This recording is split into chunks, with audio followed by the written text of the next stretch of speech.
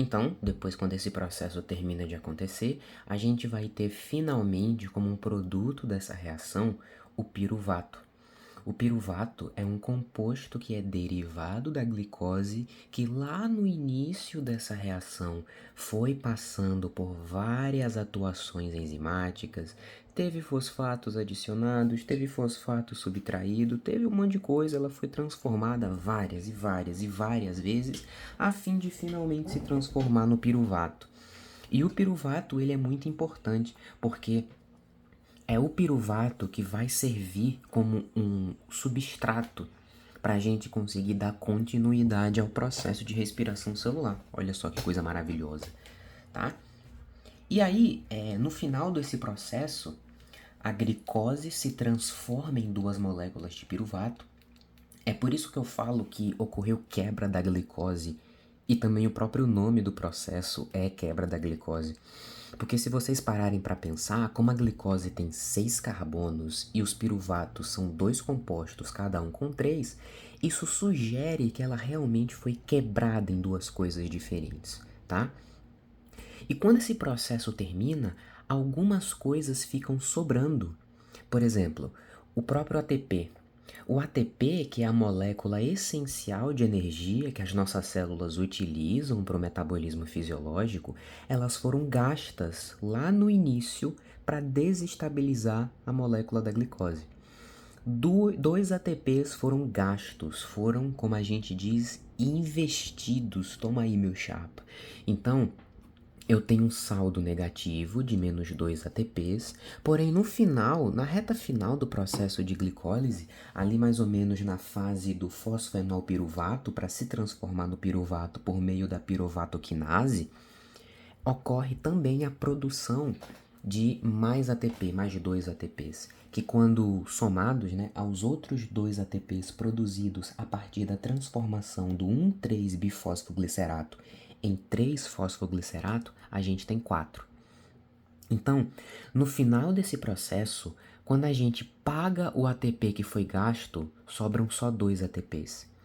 E 2 ATPs é um peso molecular, é uma quantidade de molécula energética insuficiente para poder suprir a demanda metabólica de uma célula eucariótica que exerce em minutos um monte de processos metabólicos, tá? Ou seja, o que deve ser entendido aqui é que o processo de glicólise agora ele não é necessariamente para produzir energia. A prioridade da glicólise não é nesse momento produzir energia, apesar dela produzir algum quantitativo realmente. Porém, ela não é o principal meio, não é a fase principal da respiração celular que vai produzir a energia. Bom, se a glicólise não tem prioridade por produzir ATP, então qual que é a função dela? A primeira função dela é produzir duas moléculas de piruvato. Esse piruvato aqui é um substrato muito importante porque ele vai servir como um ligante para uma enzima que a gente vai ver no próximo processo. E essa enzima vai ajudar esse piruvato a se transformar em um composto carbônico suscetível à ação enzimática. Eu sei que ficou meio grego, mas a gente vai discutir bem como isso acontece. Depois do piruvato, qual é a segunda coisa que a glicólise faz que é importante para o processo? É isso aqui, ó. Lembram que eu falei para vocês que o NAD+ é um aceptor de elétrons? Aqui no final desse processo, a gente tem dois NADHs. Os NADHs são versões desses dinucleotídeos que estão segurando hidrogênios e elétrons. Eles estão segurando eles aqui. E no final desse processo de glicólise, a gente tem dois NADHs.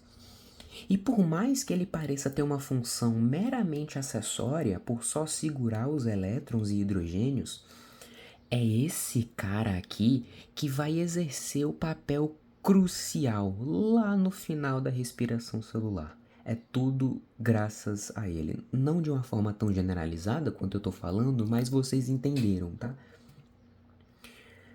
Bom, é isso aí. A glicólise acontece na porção citoplasmática e termina conforme a glicose é transformada em piruvato. Show!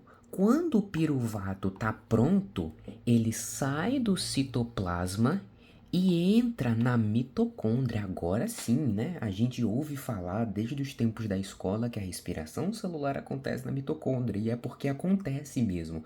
Agora que o processo vai envolver mitocôndria. O piruvato é transportado para dentro da mitocôndria, né, naquele espaço oco ali na mitocôndria, preenchido por um líquido mitocondrial, a gente chama de matriz mitocondrial. E agora, esse piruvato aqui vai começar a sofrer uma série de reações químicas, ou seja, um metabolismo, que também vai ser crucial para o processo de produção de energia. O que a gente vai fazer? Basicamente, né, usando uma linguagem análoga, eu vou continuar quebrando essas ligações do piruvato para quê? Para produzir mais NADH. É isso que eu quero. Eu sei que não está fazendo tanto sentido agora, mas eu só quero que vocês lembrem-se que é esse aceptor de elétron aqui, um dos, né, porque a gente vai ver que tem outro, mas a prioridade do processo de respiração celular como um todo é pegar a glicose e chupar, extrair de suas moléculas entre átomos as ligações de alta energia. Essas ligações de alta energia, quando são rompidas, e aí extravasa elétrons e hidrogênios, quando essas ligações são rompidas, essa energia eletrônica que extravasou, ela é capturada pelos dinucleotídeos, que são os NADs, que seguram esses elétrons e hidrogênios e se tornam carregados. Tá aqui, ó.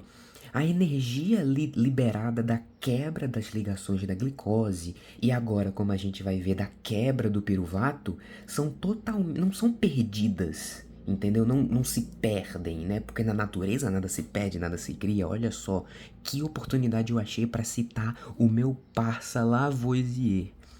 Essa energia, ela vai ser incorporada a esses aqui, a esses caras aqui, que são aceptores de elétrons, e eles que vão carregar toda, se não a maioria da energia liberada pela quebra de todas essas ligações, tá? Então, o que vai acontecer? O piruvato, quando chega na matriz mitocondrial, vai sofrer um efeito de uma enzima, né? Todos os processos que nós vimos anteriormente até aqui foram enzimas. Quebra glicose 6-fosfato, aí transforma em frutose 6-fosfato, papapá, tudo enzima. O que vai acontecer aqui é a mesma coisa. O piruvato vai sofrer efeito de uma enzima que já está presente ali, ela está compartimentalizada na matriz mitocondrial, ela é nativa daqui, que é a chamada coenzima A, e essa coenzima A interage com o piruvato e nessa interação aqui, ela faz o piruvato perder um de seus carbonos e ocupa a ligação desse carbono, se transformando nesse composto aqui, ó, 2 carbonos e a coenzima A ocupando a posição que era desse carbono aqui. Quando essa ligação é quebrada e o carbono sai fora, a energia... Deixa eu só dar um zoom aqui para o famoso processo didático, processo pedagógico. Quando a energia, essa energia aqui dessa ligação é rompida porque o carbono sai, elétrons, né, hidrogênios acabam sendo perdidos por causa dessa quebra de ligação e esses dinucleotídeos, a nicotinamida adenina, o NAD+, também presente na matriz mitocondrial, repete o que fez lá na glicólise e se apropria desses elétrons e desses hidrogênios, segurando-os e passando para sua forma reduzida e carregada, eletricamente carregada. Eu digo elétrica, não é energia elétrica, né? Eu digo elétrica de elétrons, ele está eletricamente carregado, ou eletronicamente carregado, né? Com elétrons. E aí o que que acontece? No final desse processo, a gente tem um composto chamado acetilcoenzima A, com 2 carbonos e uma coenzima A, e o carbono que foi perdido daqui, ele veio para fora dessa lógica, né? E se acoplou a 2 moléculas de oxigênio, sendo transformado no dióxido de carbono. Olha só que loucura. Esse dióxido de carbono aqui não é um intermediário de não sei o que lá das quantas. Não, esse é o dióxido de carbono que a gente expira. É esse aqui, tá? Resultado dessa quebra aqui do piruvato. Show de bola, meu nobre. Quando esse processo acontece, começa um momento meio paradoxal, né? Por quê? Porque a acetilcoenzima A, esse composto aqui, ele é desligado, né? Então a coenzima A, ela volta a ser sozinha, ela se desacopla dessa ligação para vir e esses 2 carbonos restantes, né, esse grupo acetil, se transforma em uma unidade acila, o que nos dá a entender que essa coenzima A teve um efeito meramente, tipo assim, eu usei você e joguei fora. É porque as enzimas são assim, né? Elas têm a capacidade de interagir com as reações e não perdem a sua função. Então a coenzima A entra nessa lógica para, de novo, quebrar o piruvato e transformar ele nessa unidade acila aqui, tá? Essa unidade acila vai seguir na próxima página, como a gente vai ver.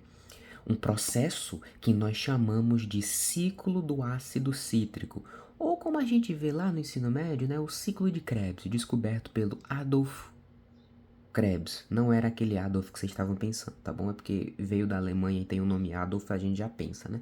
Mas enfim, o ciclo do ácido cítrico gera uma rota circular, adicionando carbonos de uma acetilcoenzima A em cada volta do ciclo e produzindo ATP, elétrons de alta energia e dióxido de carbono. Então, o ciclo do ácido cítrico, a palavra ciclo dá a entender que é um sistema que sempre reinicia e se retroreinicia, se retroalimenta, com a finalidade também de produzir ATP, mas isso aqui, ó, elétrons de alta energia. É isso aqui que vai ser importante.